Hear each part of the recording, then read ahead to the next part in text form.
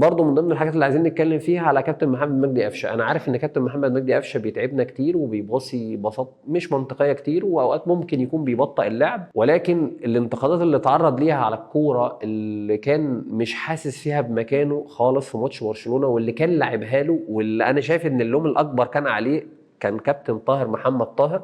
لا النهارده هو ظبط نفسه شويه في الكام دقيقه اللي هو لعبهم، وكان حاسس بمكانه وموقعه من الاوفسايد في اللحظه اللي بن جديده لعب له الكره فيها، وبصراحه الكره ما كانش فيها اي حاجه وجون سليم تماما. في لعيبه كمان بصراحه محتاجين نشيد بيها، هو كابتن مروان عطيه. الراجل ده يعني يستحق كل حاجه هو فيها، سواء مع المنتخب او مع النادي الاهلي.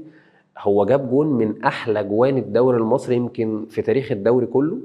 بس هي الفكره مش في الجون بس، الراجل كان بيدافع بشكل كويس، بيسلم الكوره من غير غلطات كتير، بيرجع في المرتدات، لان انت طبيعي طالما استقبلت جوان بدري فكنت مندفع اكتر فبقى عليك مرتدات. كان بيرجع وحطم هجمات كتير قوي. ولا برضه عايزين نشيد بيه لان هو ياما الناس انتقدته كابتن محمد هاني. كابتن محمد هاني دلوقتي فعلا بقى قائد حقيقي ونضج، ويا رب بس ما نتفاجئش باللقطات الغريبه اللي بتحصل من للتاني. بس بصراحه مستواه كان فوق الممتاز. بالنسبه لبن شرقي، فانا بالنسبه لي بن شرقي هو ده ماتش بصراحه هو خد فيه مان اوف ذا ماتش، والراجل ده عنده اكتر. بس بصراحه بالنسبه لي الراجل ده ما ينفعش يطلع من الملعب طول ما انت الجناح التاني عندك اللي على الجنب اليمين مش مميز قوي في واحد على واحد. ليه؟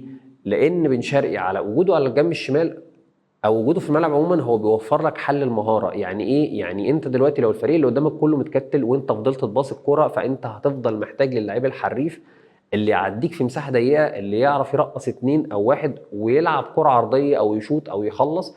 بصراحه بن شرقي وجوده في الملعب مهم جدا لغايه ما نبتدي نشوف لعيبه زي محمد عبد الله او عمر سيد معوض على الناحيه الثانيه طول الموسم.